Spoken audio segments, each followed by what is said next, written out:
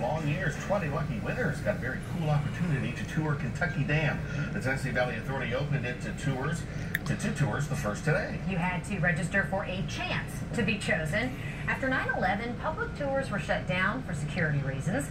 Kentucky Dam is impressive, no doubt about it, but it's also essential for our daily lives. It helps control flooding on the lower Ohio and Mississippi rivers. The shipping industry depends on it to transport the goods we rely on, and that TV you're watching us on right now is likely powered by it. Local 6's Ariana Allen went with those 20 lottery winners today as they got an up-close look at how all of that works. Listen up! For the past couple of years, visitors have not been allowed past these doors. But today, for the 90th anniversary, TVA is letting them inside to learn a little bit more about the Kentucky Dam. Spill-out gates, cranes, and turbine generators. All that and more is what visitors came to see at the TVA Kentucky Dam in a chance of a lifetime. I saw fish. And what was that like? It was weird.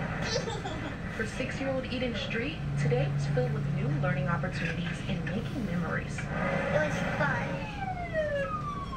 Her mother, Stacy, says that was the goal. It's always nice to get a field trip day and go see something new. And making those memories is why Scott Brooks says TVA wanted to open up the dam for the 90th birthday. He says he's excited not only for this tour, but future ones to come. We haven't opened the doors full time to allow people to come in like we did before 9/11. So this is a special opportunity for our 90th anniversary.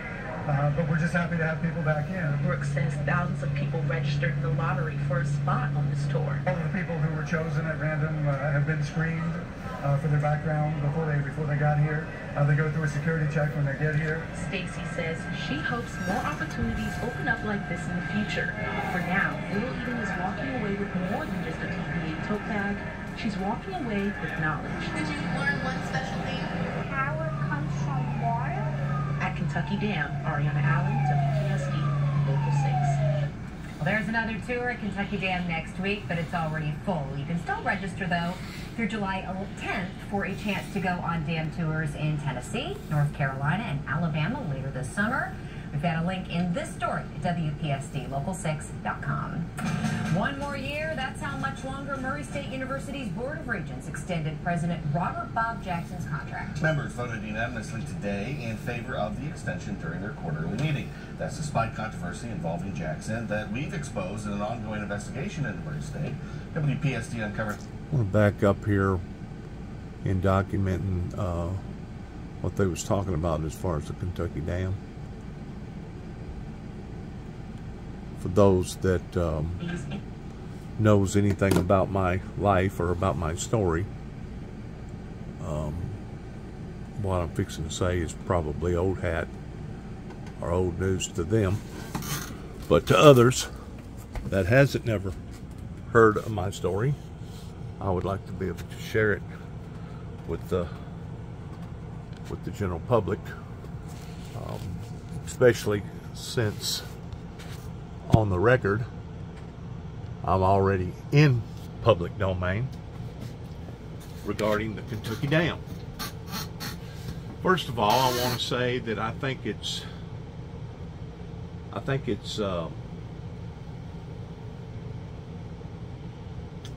cool that they have decided to open up the innermost parts of various energy sources to where people can observe and get a better idea towards what goes on and how it goes on and exactly why it goes on pertaining to the Kentucky Dam. I couldn't tell you how many hundreds of times that I have seen that same image, not figuratively but literally, every time that I have went up into the Kentucky area, or I say every time, most every time, I stop off at the dam and observe that in which what has been created by human sources 90 plus years ago, whenever all the sacrifices that was made that basically ruined not hundreds, but thousands of families' lives, just on account of us today having what we have today pertaining to electricity. And this was not something that just recently occurred in my particular life. Since 2007, whenever I had a brush in with the TVA authorities there at this particular dam.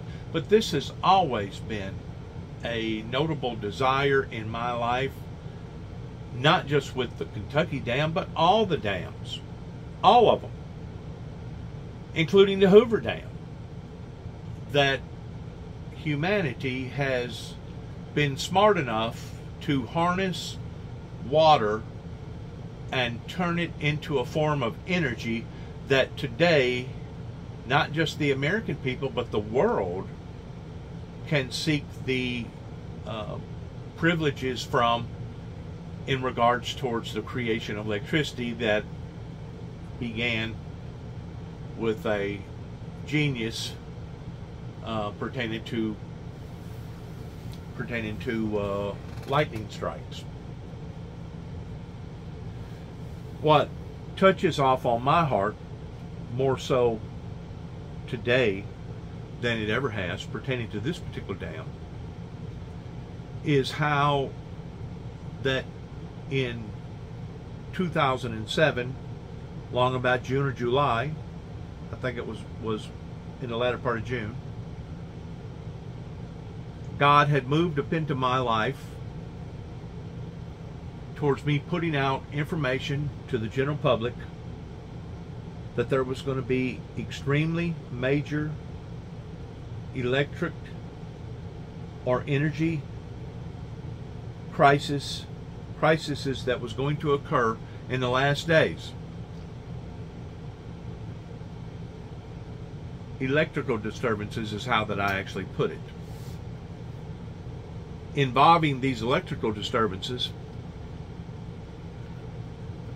I had started in the Grand Rivers, Kentucky area and went up towards Benton, Kentucky, and then Calvert City, and kept on passing out material at various churches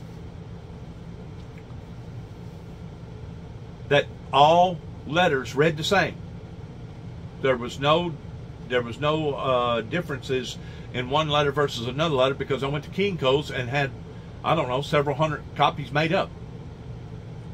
So it wasn't that I was changing my message from one church building to another church building, because they was all the same. But needless to say, by passing out this material that God had showed me of these massive electrical disturbances, whenever I got to Paducah, Kentucky, I was greeted by basically a squad of police officers that made me immediately get out of my truck. I had no idea what it was about, none whatsoever. Arrested me and put me into Paducah, Kentucky jail. That once more, I had no idea why I was being obtained, because at that point in time, I actually had not been charged per se of an actual charge. In sitting in a segregated cell for probably 2 or 3 hours, an individual come to my cell, white-headed, don't know who he was. I'm sure I'll find out one day. Even if it's in the spirit world, I will find out who this individual was. I don't know if he was associated with WPSD Channel News. I don't know if he was some sort of city councilman. I don't know if he was an investigator. I don't know who he was. But he come into my presence and started asking me all kinds of questions about what was my intent towards putting out the information that I was putting out. And I explained to him very thoroughly that my information is to help people in in the fact that God had showed me that there was going to be extreme forces of nature that was going to cause major electrical disturbances. I explained this to that individual.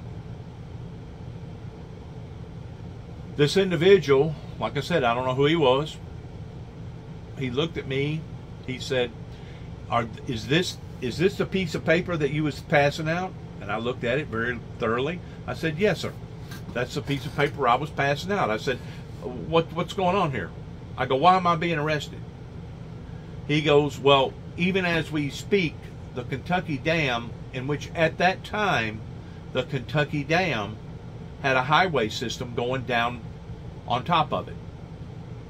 Since 9/11, it was ordered by Congress that any dam, waterway such as that, was supposed to have been diverted around a bridge extending from the dam. That way people could not travel up and down the dam pertaining to having explosives possibly in their automobile that could cause serious repercussions of a structure like this. And that's very understandable. I can understand the reason why that our government put out that type of a security measure after 9/11. A matter of fact, I would be disappointed if they had not put out a security measure such as that since 9/11.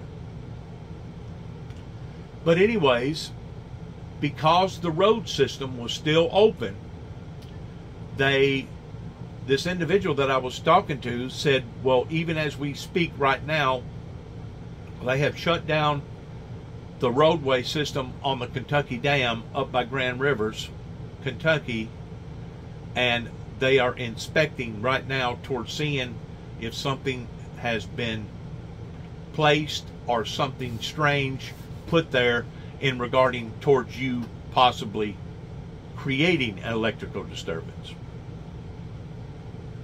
And whenever he said that, it floored me. It absolutely floored me, and I was speechless at first whenever he said that, because I realized the potential in what he was saying immediately. And I waited a few seconds and I responded back. I said, you got to be kidding me. He said, no, sir. He said, right now, the dam is being inspected for explosives, thinking that you was going to create electrical disturbance by blowing the Kentucky Dam. As far-fetched as that idea was, it actually occurred. Now, I have looked up the records on WPSD News, and for some reason, that particular day, on that particular article pertaining to the Records Information Act, under the Information Act, I can't find it nowhere where WPSD made it known publicly pertaining to public domain that the Kentucky Dam, that very dam that you're looking at right there, was shut down temporarily for about 2.5 to 3 hours, long enough for them to go in and give an okay that there was nothing associated with any type of harm or hurt up onto that structure. I don't know if they have dissolved it. I don't know if they have erased it. I don't know if I'm just not looking for it in the right place. But I have looked and looked more than once towards trying to find the day that they arrested me or obtained me. Let me reverse that. They never did arrest me. I was only obtained. Similar towards the situation that happened in my life in downtown Oklahoma City, Oklahoma, from about 7:30 or 8 o'clock in the afternoon up until about 6 o'clock in the morning. I was never arrested. Though I sat in the back of a police car handcuffed, looking at an event that looked like something out of a Twilight Zone movie in regards towards shutting down the whole city of Oklahoma City, Oklahoma, as all these helicopters and blue lights and 18-wheelers and robots come into play towards basically planting a bomb in the back of my truck This was in 2009. And exploding the device in the back of my truck that basically ruined my camper. But as I'm sitting here listening to this individual, I'm thinking to myself, my God, how in the world could have anybody taken the information that was on that particular letter, in which I still got the letter that I passed out? How in the world could anybody in their right mind have taken that out of perspective in thinking that I was going to cause an electrical disturbance, though there was nothing even close remotely that I was going to do anything like that? All I was trying to do was warn and help the people by putting out the warnings of major forces of nature that was going to cause these imbalances. They basically put me in the back of a Kentucky squad car and took me from Paducah, Kentucky to Mayfield, Kentucky to the Four Rivers Behavior Center. By this time, it's already, give or take, about 11, maybe 12 o'clock. They had to wait an hour or so before the nurse or the doctor could ever come in. And in doing so, the doctor, it was a female doctor at the time, questioned me thoroughly about what I was doing, why I was doing it, what my purpose was, etc., etc.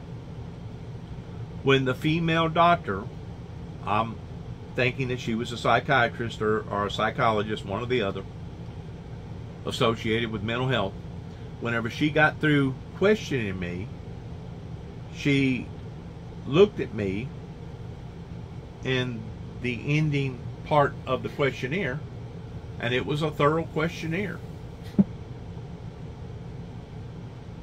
Said, Mr. Jackson, they have made a mistake with you. They need to let you go. You have not done nothing wrong. Well, whenever she went out to the lobby, because two state troopers were sitting there waiting for the green light so that they could go home, thinking that I was possibly going to be, I guess, institutionalized. Whenever the nurse come out there and told them that, they was absolutely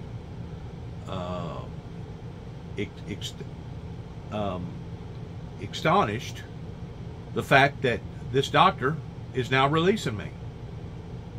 So now these two officers, after that I had been unhandcuffed, I was no longer under any type of authority figure obtainment, never had been arrested that afternoon or that night, never had no paperwork on me other than what the paperwork said about the Four Rivers Behavior Center. The two officers looked at one another and said, now what are we going to do? Well, by this time it's already like 3:30. I'm in Mayfield, Kentucky, and it's like, well, we don't know what to do with him. Let's take him back to Paducah and drop him off. So that's exactly what they done. They took me past Post 1 State Trooper office, took me to Paducah, some hotel right there in front of a big cemetery, and dropped me off. And by the time I got back to Paducah, it was like already 5:30. I hadn't had an ounce of sleep that night because of all the disturbances going on. So I actually walked across the road and took a quick nap over in the cemetery. I marked a grave, or I put on paper towards the grave site that I laid on, the headstone that I laid on. I still got the information to this day. I may have gotten 2 hours of sleep, just long enough for basically the sun to come up. Of course, I was still being ate up by mosquitoes at that time. And I started walking down the road, going back to Post 1, which was going back towards Mayfield, Kentucky, because the police officers had told me that my truck had been impounded and that that's where my truck was. I got lucky that morning. I was hitchhiking, stuck my thumb out a time or two, and a guy in a Cadillac, a big guy, probably 350, 400 pound, pulled over and gave me a ride. He was on his way to Goodyear in Union City, Tennessee. He drove back and forth every day from Paducah to Goodyear. He dropped me off at Post 1. And basically, I had to wait for about another hour or so before everybody got in the office. And whenever I went to the front towards requesting my automobile, the response that I got was, "You're not going to get your automobile." I go, "Why not?" I go, "There wasn't no paper served on me last night as far as any type of order from a doctor." I go, "You guys misunderstood, obviously, what I was trying to say towards putting out the information I was putting out." I go, "I never was thoroughly, officially arrested. There wasn't no official paperwork coming from the officials in Kentucky." I said, "Why can't I get my truck?" And whenever I explained myself that way, the guy looked at me, he said, "You just wait right here. I'm going to have to make some telephone calls to figure out what's going on here with all this." So I actually left Post 1, walked around in the community for about an hour or so, trying to get my bearings of what all was going on and what all that I just got through going through. And I walked back into the office, and the first thing the guy looked at me, he said, "Well, I got good news and I got bad news." I go, "Okay, what's the good news?" He said, "You can get your truck." I go, "Thank you." I go, "Now what's the bad news?" He goes, "The only way that you can get your truck is to come up with about $180 for a towing bill, because your truck was towed here during the time that we was inspecting it." I argued with the guy for a few minutes. Once I realized that he was getting all huffy, basically almost threatened to put charges on me because I was getting huffy with him about me having to be out almost $200 for a record bill, a rollback bill. Once I identified what I was up against, I said, "You know what? I'm just going to go ahead and pay it. I have really no other choice." I wasn't from Kentucky. I didn't have no attorney with me. Even though there had been no charges, even though there was a big mistake made, they was still consistent towards letting me know that I was not going to get my truck unless I forked out the money. And it was basically their fault.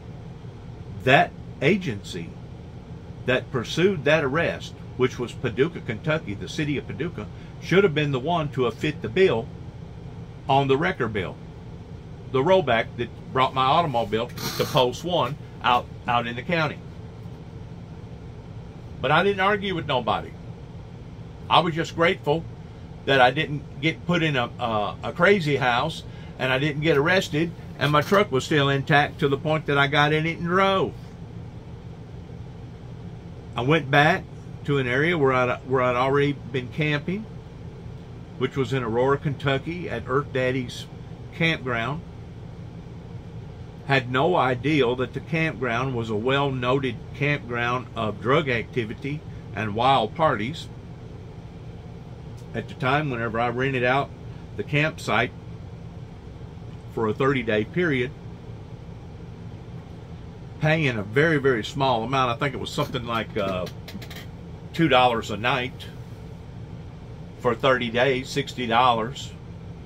And the reason why I liked it was because it had a bathhouse, and it had hot and cold water and a bathroom, and I had access to that anytime.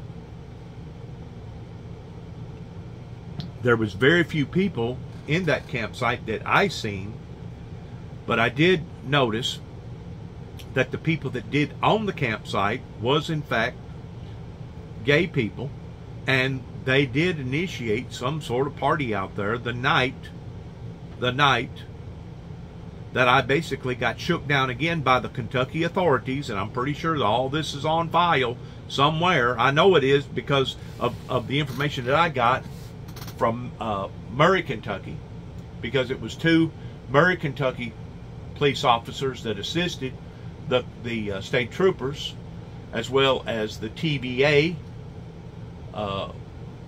federal people as well as an FBI person and a supervisor that come to my campsite, give or take about 11 o'clock at night, questioning me whether or not I had any intentions of going to blow up the Kentucky Dam. That dam that you're looking at right there. Now, I don't know if you know anything at all about explosions. I have figured out a little bit about explosions since I have gotten thrown into this arena towards basically being a journalist investigator, going down and investigating what went on in Waco as well as what went on in Oklahoma City, Oklahoma. But from my understanding, the only way that you could do damage to a structure like that is that you would have to have probably 20,000 pounds of TNT.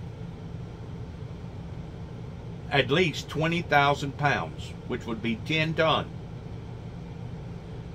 That would have to be put in strategic areas for you to even make a dent in something like that.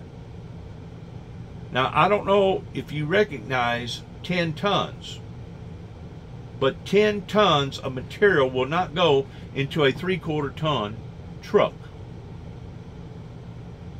You would have to have an 18-wheeler to carry 10 tons of material, regardless of what type of material it was. Basically, an 18-wheeler, or at least a gooseneck on a 2-ton truck, kind of like a low boy. You could probably haul 10 ton that way. 10 ton is a lot of weight. And as far as coming up there on a boat,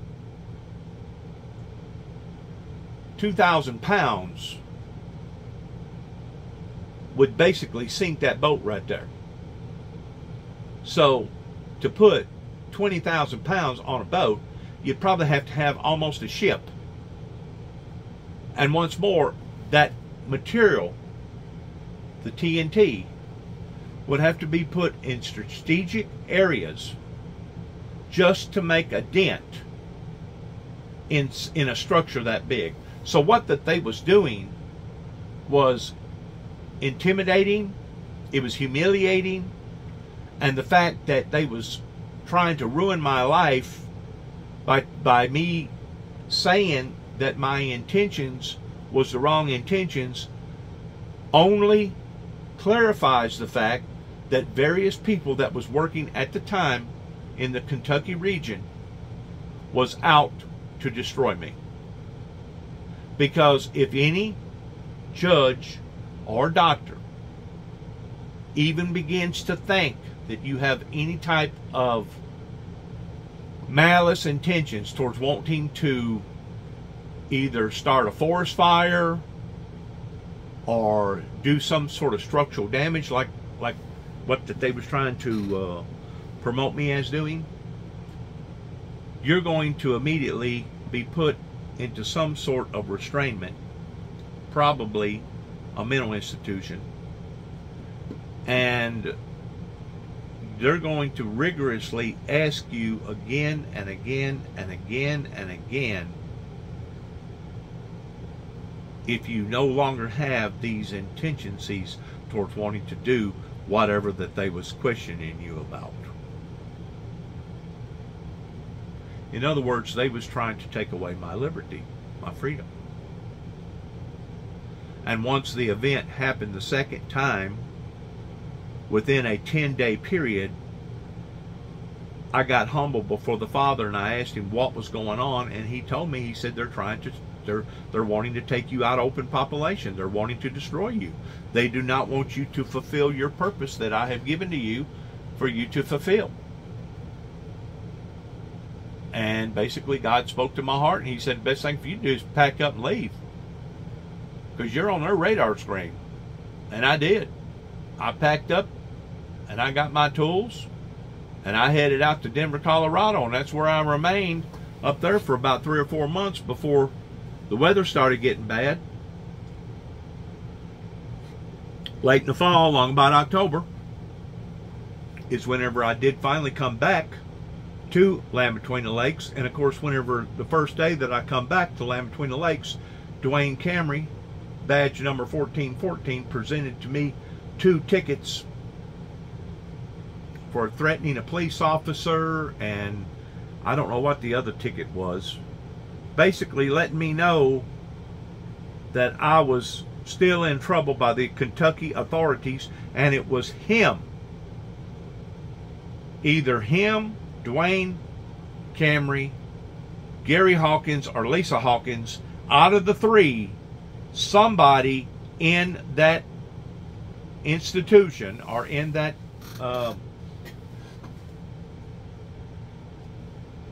park, federal park entity up there in Northwest Kentucky, put out all this misinformation that was now causing so much havoc and so much harm in my life.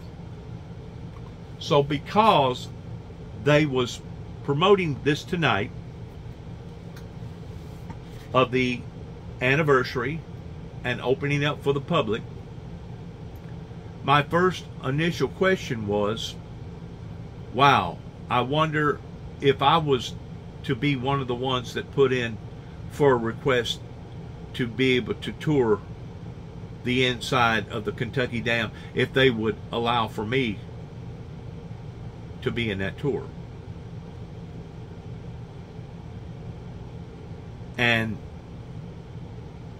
the odds, I'm really not a gambler, but the odds would probably be more so no than it would be yes, because the bottom line is that they still got me on record towards me being a harm or a potential harm to the general public. And the sad thing about that potential harm that they put out there about my name is that it didn't begin in Kentucky in 2007. June, the latter part of June, July in 2007, where the potential I'm going to use the word threat come from was in my own home county here in Weakley County, Tennessee, in an area called Martin, Tennessee, by David Moore and his police committee in 2005, after me passing out Bible literature explaining to an individual that there was an explosion of controversy in my life so severe that I was probably going to wind up on the Channel 6 News. They took information from that individual, went to Huntington, Tennessee, and arrested me, took me back to the precinct, and asked me, basically interrogated me in front of about 5 or 6 witnesses, 5 or 6 police officers, what was my intentions towards me saying what I said to the teller, give or take about 12 or 1 o'clock at night. And even though I explained to all the police officers that I had no harmful intentions, that you can use the word explosion in all kinds of different ways and categories and it not be in a harmful, degrading way, they still went ahead and pursued handcuffs on me, locked me up in the Weakley County Jail, and the judge put me out on a $50,000 bond like I was some sort of a monster, a criminal, to the point that he had to have put me on a big, big bond like that. This was 1.5 years, almost 2 years before the incident happened up around the Kentucky Dam. But the point that I'm trying to make is this. What happened in Martin, Tennessee planted a seed in the authorities' ears and eyes and on their computers to the degree that now the people in Tennessee, those that was against peace, those that was against the Windmill Ministries missions, basically had changed their strategy since 9/11 on me personally, that now they was no longer going to attack me in the sense toward me being mentally incompetent or somebody that was deranged or delusional pertaining to the opening of the seals and me meeting Satan in the flesh and etc., pertaining to that in which what God has led me into. But now they had changed their strategies to the degree that now, instead of them trying to make me out to be a lunatic, now they was going to try to make me out to be a homegrown terrorist. Because according to the charges that they charged me with, that even the attorney was bogus at the time that I had hired in Huntington, Tennessee, called Benjamin Dempsey, went ahead and went along with this, I'm going to call it an attack upon my character, assassination attack, that they was dead set in Weakley County with Tommy Moore and other law enforcement agencies here in Weakley County, that they was going to mark me towards me being a potential homegrown terrorist under the format of falsifying files. The charges of falsifying files, which supposedly, according to their understanding in their law books, has the potential of being a homegrown terrorist. So that seed that was planted in 2005 now had grown to the size of a softball in almost a 2-year period by the time this incident happened. And that was a big incident. I had no idea the incident that had happened in 2005 was such of a big incident until after that incident happened. But even more so, after that incident happened in 2007, whenever I went back to Kentucky over an ice storm in 2009 and wound up in Oklahoma City, Oklahoma, and realized that they had planted a bomb in the back of my truck that no longer was the incident that started out as a small incident in Martin, Tennessee, that went from a softball that now had turned into, it had dwarfed into a monster in the degree towards the Oklahoma authorities planting a bomb in the back of my truck in trying to pursue and destroying the individual that's talking to you right now and behind the camera. So once more, whenever I see an article from the local channels, WPSD, there in Paducah, Kentucky, somewhere around, I think it's their main headquarters where their Doppler radar is around Monkey's Eyebrow, pretty close to the Mississippi River. I've been down into that area. I know basically where it is. But for me to do some research on public records and cannot even find where the incident even occurred, in which I know that they never mentioned my name. They never actually brought out Dennis Jackson. But anytime that becomes public domain, it's supposed to still be public domain to the degree that somebody should be able to look it up and find it, that yes, they did shut down the Kentucky Dam. And if it's not a record of it in WPSD News because they have either lost it or dissolved it or purposely destroyed it, I know for a fact that there'll be a record of it in TVA. Which once more leads me to the $64,000 question. If I was to have signed the ledger in wanting to do a tour of that particular dam, or any dam, I tend to wonder if I would have been excluded once they identified towards who the individual was that wanted to do the tour. and I have never, ever been harmful, threatening that I know of, other than a time or two to myself, but I've never wanted to bring harm and hurt to any individual other than Satan himself, and I've never wanted to do any type of physical damage to either, no type of structure, none. I've never wanted to be an arsonist towards wanting to catch things on fire. I've never wanted to blow up anything. I've never wanted to take guns and shoot and kill people.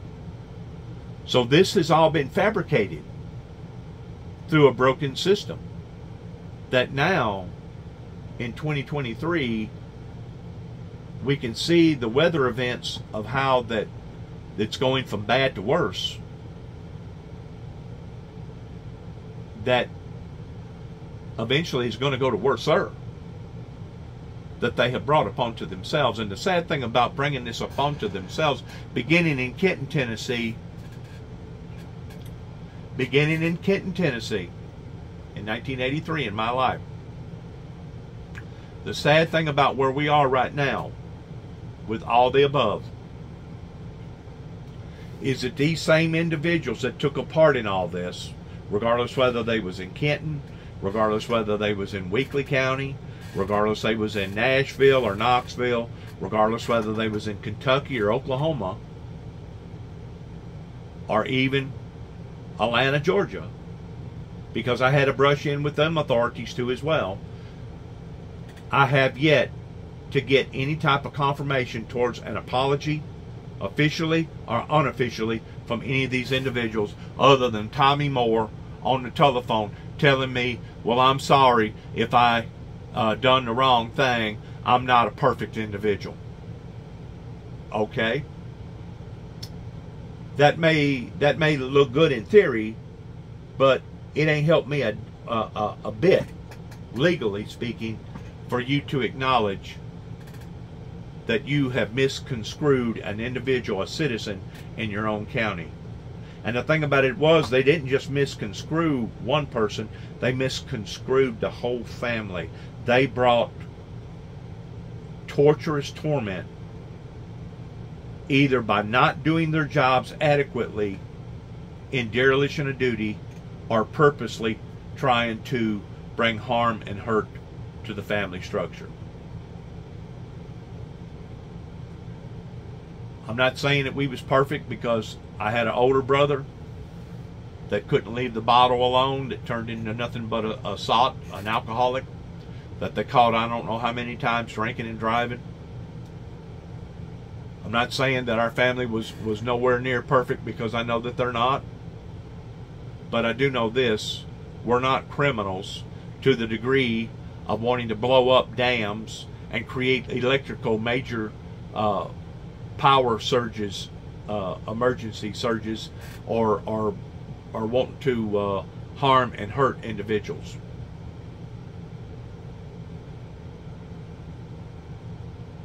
That I know of. My father was in war. He was adopted through the draft system of going to the war.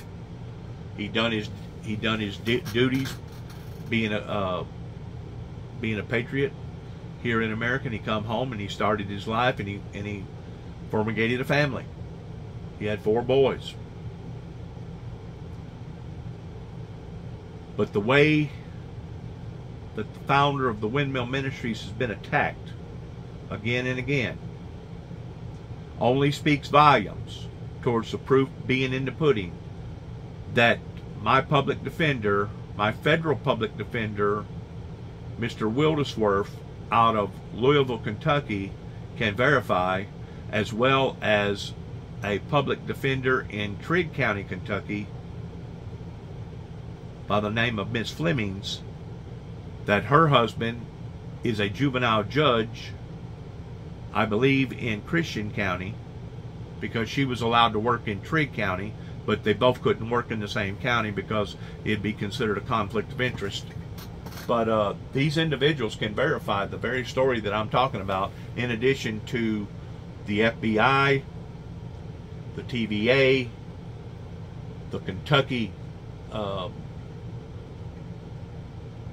trooper system, as well as other individuals, can verify the story that I'm talking about towards it being authentically true.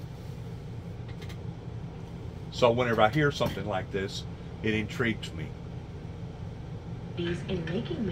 And I feel like under the circumstances, if anybody else would have went through what I'd went through in a group of people that was trying to destroy you by trying to make you out, full season, by trying to make you out to be something that you're not, a lot of the day.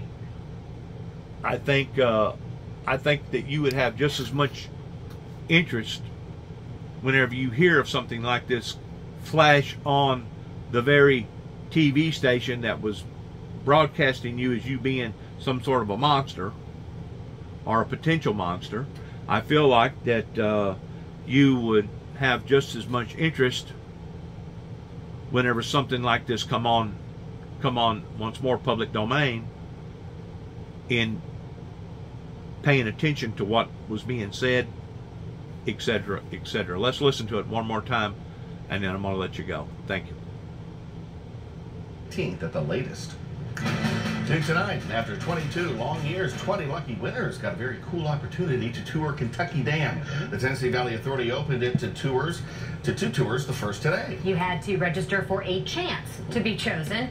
After 9/11, public tours were shut down for security reasons. Kentucky Dam is impressive, no doubt about it, but it's also essential for our daily lives. It helps control flooding on the lower Ohio and Mississippi rivers. The shipping industry depends on it to transport the goods we rely on, and that TV you're watching it on right now is likely powered by it. Local 6's Ariana Allen went with those 20 lottery winners today as they got an up-close look at how all of that works. For the past couple of years, visitors have not been allowed past these doors. But today, for the 90th anniversary, TVA is letting them inside to learn a little bit more about the Kentucky Dam. Spill-out gates, cranes, and turbine generators. All that and more is what visitors came to see at the TVA Kentucky Dam in a chance of a lifetime. I saw fish. And what was that like? It was weird. For 6-year-old Eden Street, today was filled with new learning opportunities and making memories. It was fun. Her mother, Stacy, says that was the goal. It's always nice to get a field trip day and go see something new. And making those memories is why Scott Brooks says TVA wanted to open up the dam for the 90th birthday. He says he's excited not only for this tour, but future ones to come. We haven't opened the doors full time to allow people to come in like we did before 9/11. So this is a special opportunity for our 90th anniversary. But we're just happy to have people back in. Brooks says thousands of people registered in the lottery for a spot on this tour. All of the people who were chosen at random have been screened for their background before they got here. They go through a security check when they get here. Stacy says she hopes more opportunities open up like this in the future. For now, little Eden is walking away with more than just a TVA tote bag. She's walking away with knowledge. Did you learn one special thing? Power comes from water. At Kentucky Dam, Ariana Allen, WPSD, Local 6. Well, there's a... I don't think people realizes the devastation that can happen in an individual's life by being misinterpreted or purposely planted by various individuals that wanted to do this to an individual. I don't think that the general public, by and large, don't realize how devastating that something like this can be, not just to the individual, but to the family's life of the individual that's associated with that family. Because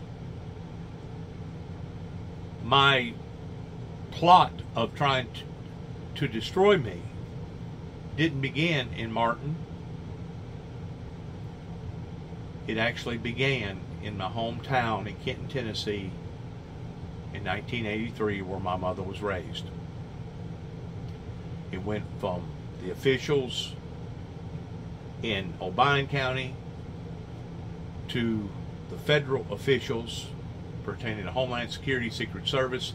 After 9 tapes went to the White House, and then it spread abroad from federal agencies back down to state agencies that has basically put me where I am today in me being able to tell my story. And I thank God the fact that I can tell my story. That I can tell my story and back it up authentically with proof towards how various people had set a sail in trying to destroy an individual's life of the anointing of the purpose that had been placed upon his life, the same way that they have attacked other prophets of God,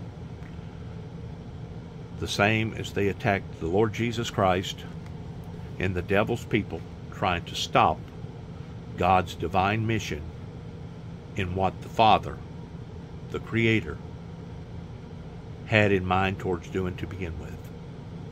And because this has been spread out in so long of a time, you figure 40 years since 1983, over in Kenton, Tennessee, after I made a telephone call to the White House about the Antichrist, because this has been spread out for so lengthy of a time, we can now identify the damages on every level, regardless whether it's politically, regardless whether it's socially, regardless whether it's spiritually. We can identify the damages that has been done by these individuals and by these people that thinks that they're exempt for whatever reason. Maybe they're an authority figure. Maybe they think that the badge is going to protect them.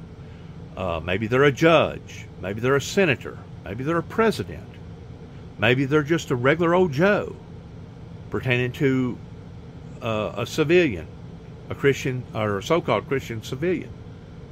Regardless of what they think is going to protect them, they can think all they want to think. But one day, whenever we walk in front of the judgment seat of Christ, I'm going to have my case and file all together in the truth, the whole truth, nothing but the truth, in regards towards how these people have brought a travesty upon the world. And I don't know if the people over in Kenton, Tennessee can identify that, or if they want to identify that, or the people in Weakley County can identify that, or the people in Nashville, or the people in Washington, D.C. But I promise you, these people will be held accountable for what that they have done, in not only the eyes of the people, but in the eyes of God. Thank you for listening. Good luck to all of us. Memorial Day is just passed. I do want to say that my life almost got taken again. It was another close encounter to death whenever I was up in Pickwick, Tennessee area on the Tennessee River. I come very, very close to drowning, but God once more intervened. He gave me enough strength. He gave me enough insight towards surviving and staying afloat until there was some good Samaritans, some rescuers that come by that thought enough of me to basically lend a helping hand. I just want to say thank you to those people. I want to say thank you to the people down in the Pickwick area pertaining to the emergency first responders. I want to say thank you to them because they handled themselves very professionally in regards towards what went on Memorial Weekend, year 2023. Thank you. God bless you. Good luck to all of us. And shalom.